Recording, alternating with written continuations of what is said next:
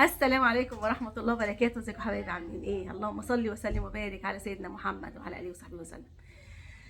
طبعا كلكم قعدتوا تسألوني ايه اللي حصل في القناة. انا هحكي لكم كل حاجة. طبعا انتوا عارفين من البداية ان انا كنت عايزة ابيع القناة وعرضها للبيع. تمام.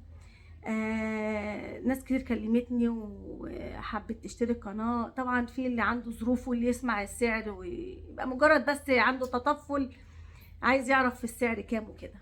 تمام. المهم جاتني مسوقة قنوات، قالت لي هو مش واحدة بس، ده كذا حد.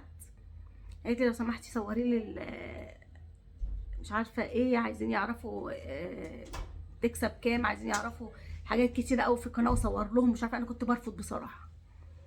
فلحسن الحظ اللي هي كلمتني حسناء، قالت لي انا هشتري القناة بتاعتك وانا جادة وقعدت تفاصل طبعا ومش عارفه ايه. فحصل نصيب يعني، واتفقت معاها يعني على سعر.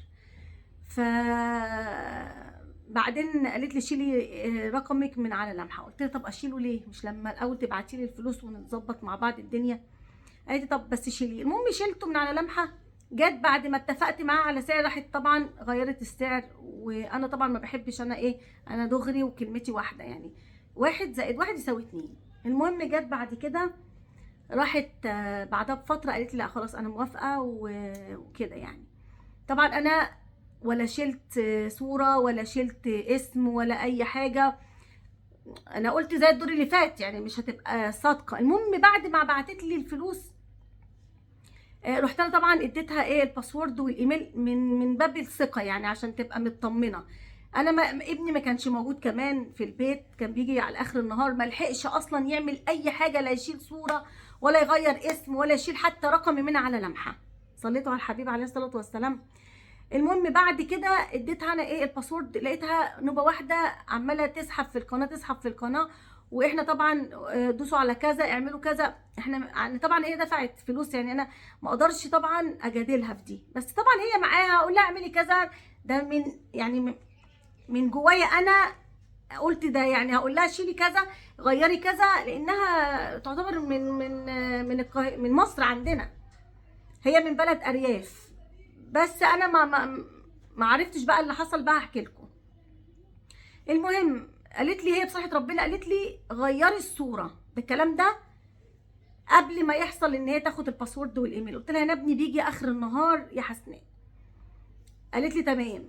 بس على كده. طب انا دلوقتي انت قلتي لي غيري الصوره وابني ما كانش موجود. طيب برضو في حاجه غريبه. المهم بعد كده خدت القناه ومسحتها تمام من عندنا، ما بقاش ليها اي صله خالص خالص خالص يا جماعه بينا. طيب انا دي رحت متصله بيها، قلت لها يا حسناء من فضلك، اول ما خدتها في لحظه لقيت الفيديوهات بقت تنزل بشكل غريب، اللي هو بتاع الكلينيك ده، الحاجات بتاعت البشره. بسرعه لقيتها عماله تنزل تنزل تنزل، مش عارفه هو في ايه. رحت مكلماها قلت لها لو سمحتي يا حسناء شيلي الصوره بتاعتي من الصوره البروفايل بتاعي. قالت لي طب انا هحاول هكلم الدعم. قلت لها تمام، بالله عليكي شيليها، علشان طبعا الناس فاكره ان انا لسه انا اللي بنزل الحاجات ديت. والحاجات انا بالنسبه لي انا ما بقدرش ابص، انا حتى يعني الصوره المصغره انا قلبي بيوجعني ما بقدرش ابص، انا ما بتحملش ايه المناظر دي. تمام. المهم بعد شويه رحت مكلماها تاني، قلت لها معلش وحاجه كمان معلش ما تاخذنيش، شيلي اسمي. لقيتها بتقول لي لا الا الاسم، ده الاسم ده علامه مائيه، مش هينفع اشيل الاسم. يعني انا علامه مائيه ازاي؟ انت محتواكي ماله ومال اسمي؟ مش فاهمه. انا اللي فاهم فيكم يكتب لي. يعني علامه مائيه، طب انت مالك ومال اسمي؟ يعني انت معلش انت قناتك محتواها ملوش علاقه بوفاء وابراهيم، يعني انت ليكي علاقه بالكلينيك، اكتبي اسم اللي فاتح القناه او المحتوى ايه، لكن تخلي اسمي. طب وصورتي؟ لحد ما الناس افتكرت ان القناه اتهكرت او اتسرقت. مع ذلك يعني ما شدتش معاه ولا اتكلمتش. الناس فاهمه من بدايه ما انا ما اتكلمت. قلت لهم يا جماعه انا لو جاتني فرصه ببيع القناه هبيعها. فمش معنى ان انا بعت القناه انا هسيبكم اصلا. انتظروا الفيديوهات اللي جايه ان شاء الله، حاجات جميله جدا جدا وهتسعدكم احسن كمان من ابراهيم وفاء، لاني ناويه اعمل حاجات جميله جدا وهتسعدكم جدا جدا، وعندي افكار حلوه قوي قوي قوي، وان شاء الله رمضان جاي وهعمل حاجات جميله جدا ان شاء الله. طيب دي بالنسبه لقناه ابراهيم وفاء، هي خلصت على كده. لكن مشكلتي انا معاها ان هي ولا شالت الاسم ولا شالت الصوره ومخلياها على وضعها وحاجات بتنزل. طبعا يا جماعه انا بعتذر جدا ان انا ما اعرفش، والله قسما بالله انا ما اعرف ان المنظر ده اللي هيحصل. يعني حتى هي كانت مفهماني ان حاجات للبشره وحاجات لك، انا ما اعرفش انها توصل للمرحله دي ابدا. والله الشاهد عليا ربنا، انا عامله فيديو وهي اكيد هتسمع الكلام ده. والله قسما بربي ما اعرف ان الفيديوهات هتبقى بالشكل ده. على فكره في ناس تعشق قوي، يعني عندي صاحبتي ام احمد جارتي بتقول لي انا بحب المحتوى ده.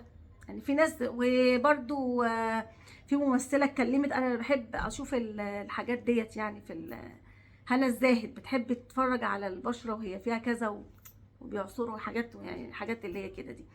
انا عدوة الكلام ده تماما، يعني انا عدوة الكلام ده تماما. انا حتى لو طلع لي هنا حاجه ولا بتاع، ونادرا لما الحمد لله بفضل الله ما يطلع لي حاجه، انا ما اجيش جنبها. ولما حد من عيالي بيحصل له حاجه اقول لهم سيبوها هتروح لوحدها. لكن انا ما بحبش الحاجات دي، يعني انا بطبيعتي ما بحبش يعني.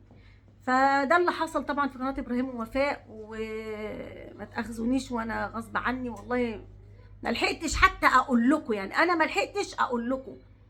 كلمتني اول ما صحيت من النوم، ما سابتليش حتى فرصه اعمل فيديو. لقيتها نوبه واحده اول ما اديتها الباسورد والايميل تيجي في لحظه، يعني حتى ما ادتنيش فرصه تقول. انا قايله لها ابني هيجي اخر النهار هيشيل الصوره، ما استنتش، راحت في تك تك تك تك تك تك تك راحت سحبه القناه. طيب انت سحبتيها، طيب انت قلتي شيلي الصوره، طب شيليها انت. تقولي هكلم الدعم يشوف. طيب لحد دلوقتي ما تشيلش الصوره. والاسم لا، انا مش هينفع اشيل الاسم عشان ده علامه مائيه. طب انا مش عارفه اعمل ايه بصراحه يعني. فانا مش لاقي حل بصراحه، يعني مش لاقي حل. فان شاء الله باذن الله قناه طبخه الطيبه ان شاء الله واقفه على رجليها ونشتغل عليها ونعمل حاجات حلوه ان شاء الله باذن الله عليها، ونعوض ان شاء الله قناه ابراهيم وفاء. واللي مش حابب بصراحه ربنا المحتوى، يعني دي حاجه، ده حريه شخصيه ليكم، عايزين تكملوا فيها كملوا، ما تكملوش. لان انا ما اعرفش انها يعني المناظر دي، يعني انا كنت بحسب حتى لو كان تنظيف بشره، الحاجات البشره حلوه كده تتعمل تنظيف حاجات بسيطه، لكن مش بشره تعبانه وبشره مهلوكه وبشره طالع لها مش عارفه ايه، حاجات شكلها مقزز بصراحه. فبعتذر لكم جدا، وانا عارفه انتوا حبايبي وهتفهموا الوضع. بس والله ده اللي حصل في لحظه. انا انا صاحيه من النوم يا دوبك على ما فقت، انتوا فاهميني، لقيت المناظر دي. يعني ما لحقتش، انا مش عارفه اعمل ايه. طبعا القناه طبخه الطيبه ديت فيها مشكله طبعا، عشان كانت كل القنوات مربوطه بيها. فعلى ما نطلع نعمل لها ادسنس، طبعا هتاخد وقت شويه على ما تعمل ادسنس واقدر اربح منها وكده، لان كان كله كان ادسنس واحد، وكنا رابطين كل القنوات بيها. فاحنا عملنا ادسنس جديد، وطبعا رافضين طبعا يتعمل لها ادسنس اليوتيوب.